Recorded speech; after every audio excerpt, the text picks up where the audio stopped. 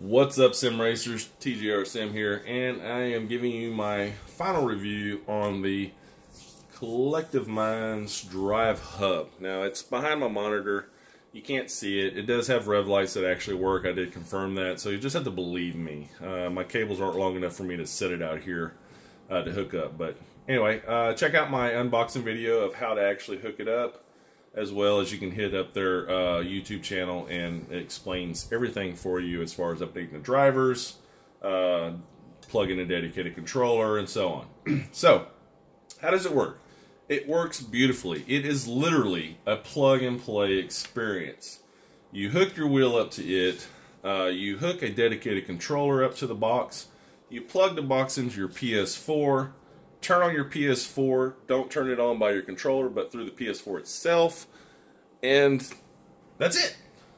Of course, obviously turn on your wheel. Doesn't seem to matter if you have your wheel on first or you turn it on after, doesn't matter. Just make sure that on the box it is going into figure 8 motion, which means you are in drive mode. So, now, to go into force feedback of how it feels in GT Sport. GT Sport does not, and I'll go over the controllers here.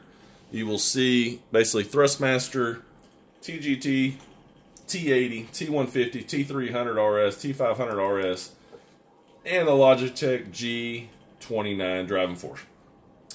That box, Drive Hub box, uses the G29 driving force drivers, which means you have the forces that you would get out of a G29, even though you're using a high-end Fnatic V2 wheel.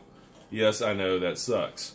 But eventually GT Sport is already said to update natively for the Fnatic products, which Fnatic does have a licensed CSL Elite wheelbase, which sells for $4.99, or you get a bundle package with brakes for $4.79.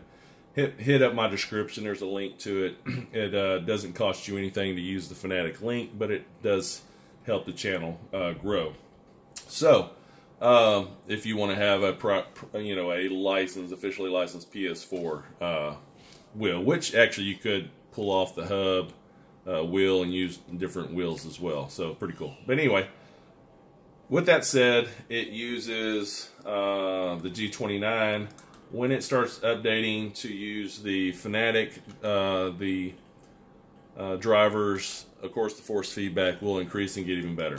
I'm going to go through a quick little race here just to show you that it actually works. We'll use the Porsche. This Porsche is cool. And I'm using the V3 pedals. V3 pedals are actually hooked up to my wheel directly. So anything that you want to use has to be hooked up to the wheel directly. Unless you're plugging it into the accessory port, which you could use the Fnatic Clubsport wheelbase or the Fnatic handbrake and plug it into the accessory on the box, which is actually pretty cool because that box is already set up to run the USB device from Fnatic. So there you go. You could run your H-pattern shifter or your handbrake to do some drifting. So pretty dang sweet. But I'll just give you some impressions of how it feels. Force feedback, I do warn you, it is weak. But it is what it is. You feel some motion go across on the road. You feel a little bit of road surface, not much at all. But what is nice, I do feel that tug of it pulling to the right. Is it's very smooth. There's a cone out on the track. Very smooth and easy to turn. You don't have a bunch of chatter like you do on Forza 7 where it's skipping the wheel. Now, I felt that hit. It pulled the wheel out from my hand, which is good. Easy to hold your lines. Very, very smooth.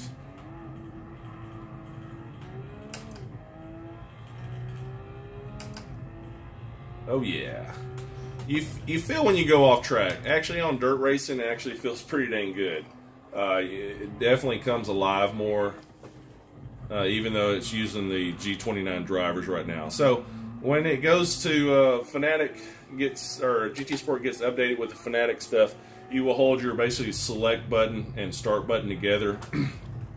for 4 or 5 seconds, and it will switch over to the Fnatic drivers, or Fnatic Mode. So you have Fanalogic, basically Fnatic and Logitech mode together.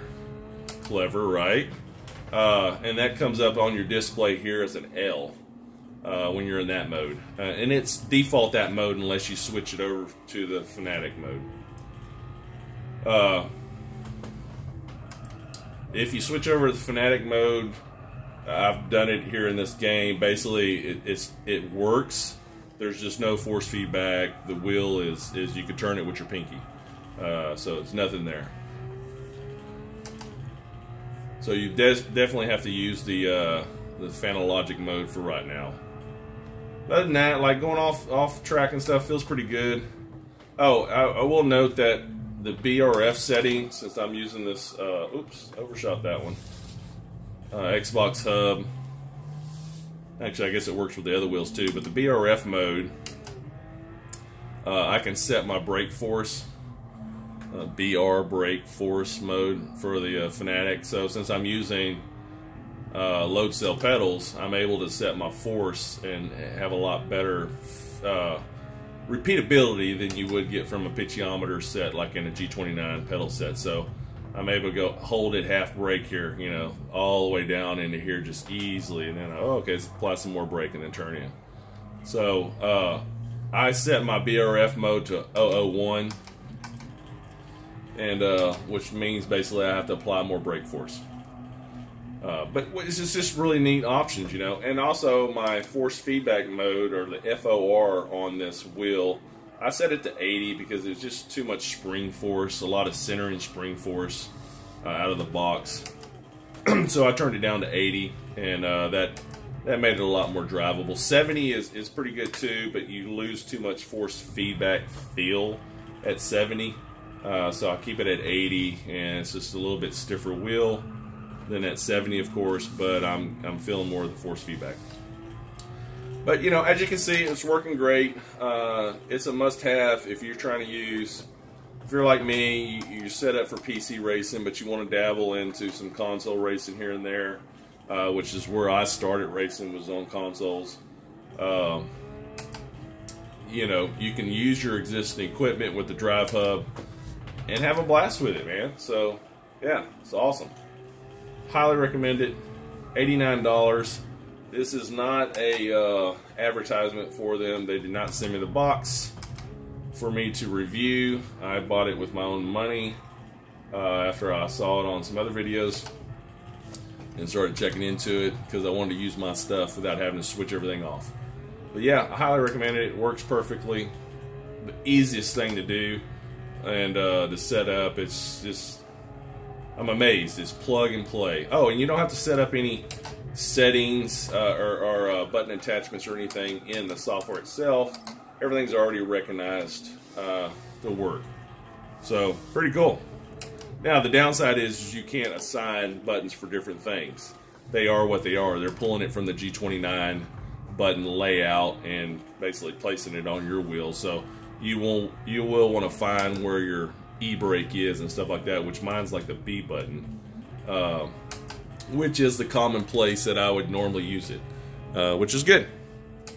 Anyway, hope you enjoyed the review of the Drive Hub. Hit me up in the questions if there's anything else that you want to know about it. See, that's the B. If you have any questions how to hook it up or something, I'd be glad to help. Till next time, we'll see you on the track. I'm out.